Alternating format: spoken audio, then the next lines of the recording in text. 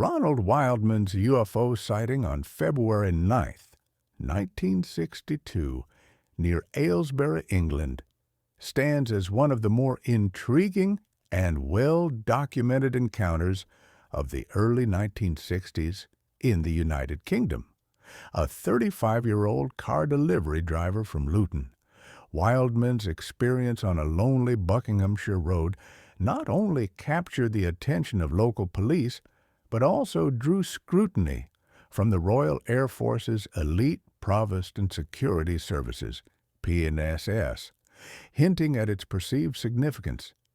This incident remains a staple in UFO lore, preserved in declassified files and debated for its mix of physical effects, credible testimony, and official interest. Wildman's encounter unfolded in the pre-dawn hours of February 9, 1962, around 3:30 a.m. He was driving a new Vauxhall estate car from the Vauxhall plant in Luton to Swansea, a routine job for the car collection company where he worked. Traveling along the Aston Clinton Road near Aylesbury, a quiet, winding stretch between Ivinghoe and Aston Clinton, he noticed an unusual object ahead. Described as oval-shaped, white, and glowing with a hazy halo, it hovered roughly 20 to 30 feet above the ground and spanned about 40 feet wide. Black markings, possibly portholes or vents, lined its edge, visible in the reflection of his headlights. As he approached at 40 miles per hour, an unseen force slowed his car to 20 miles per hour over 400 yards, despite his efforts to maintain speed. The object then accelerated sharply toward Aylesbury, dislodging frost from nearby treetops that fell onto his windshield, and his car regained power as it departed. Shaken, Wildman drove straight to Aylesbury Police Station to report what he'd seen. Two officers initially met him with skepticism, offering him coffee to calm his nerves during a 20-minute stop. After an hour of questioning, however, they grew convinced of his sincerity. He was sober, visibly rattled, and not prone to flights of fancy, as his wife later vouched, saying, "He's not the imaginative type." The police logged the incident in their station occurrence book, though no formal report was filed. Wildman then continued his journey to Swansea, but the story didn't end there. Local press picked it up, sparking public interest, and within a week the event reached the Ministry of Aviation, predecessor to the Ministry of Defense. On February 16, 1962, at 3:30 p.m., Sergeant C.J. Perry of the RAF's P&SS visited Aylesbury Police to investigate. His report, now public in the National Archives at Kew, details Wildman's account: an oval object, 40 feet wide, emitting a fluorescent glow, hovering 30 feet up, slowing his car via an unknown force before speeding off. Perry interviewed Sergeant Schofield and a constable, both of whom stood by Wildman's credibility, noting he was obviously shaken and his story consistent.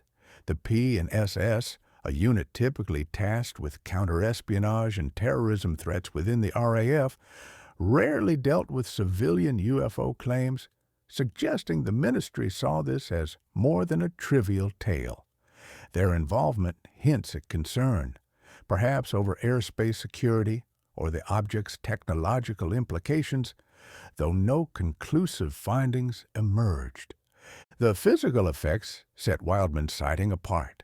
His car's unexplained deceleration, the frost on his windshield, and the timing of power restoration as the object fled suggest an interaction beyond mere hallucination.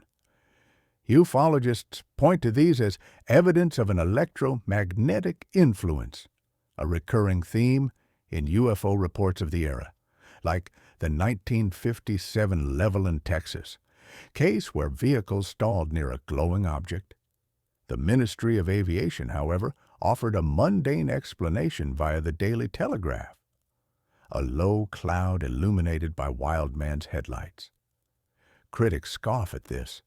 Clouds don't hover 20 feet up, slow cars, or shoot off at high speed, nor do they match his detailed description of an oval craft with markings.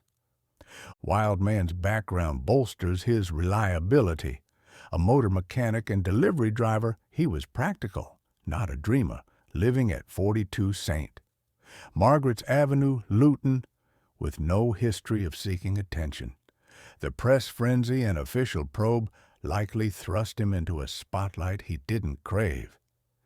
Declassified files from 1962 to 1964, including newspaper clippings and flying saucer review articles, preserve his story alongside the broader UFO wave of the time.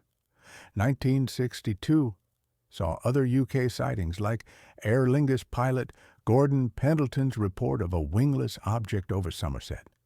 Yet, Wildman's case stands out for its solitary witness, physical traces, and RIF scrutiny. Skeptics argue it could have been a misidentified aircraft, a meteorological quirk, or even a hoax, though the police and Perry found no deceit. The Air Ministry's cloud theory strains credulity given the specifics. 40-foot wide clouds with portholes don't fly off at speed. A secret military craft is plausible, given Cold War testing, but no records confirm such a project near Aylesbury then. The lack of other witnesses, due to the early hour, weakens corroboration. Yet Wildman's immediate report to police strengthens his case over later embellishments. The sightings legacy endures in UFO circles. Archived in Kew's National Archives, it's a public relic of a time when flying saucers gripped the imagination post-Kenneth Arnold's 1947 sighting. On X in 2025, users still debate it. Some call it a classic close encounter, others a headlight trick. No photos or wreckage surfaced, and Wildman faded from view, leaving a story that's neither proven nor fully debunked. It's a snapshot of 1960s unease, space race fervor, nuclear fears, and a sky full of questions, captured by a man who just wanted to deliver a car.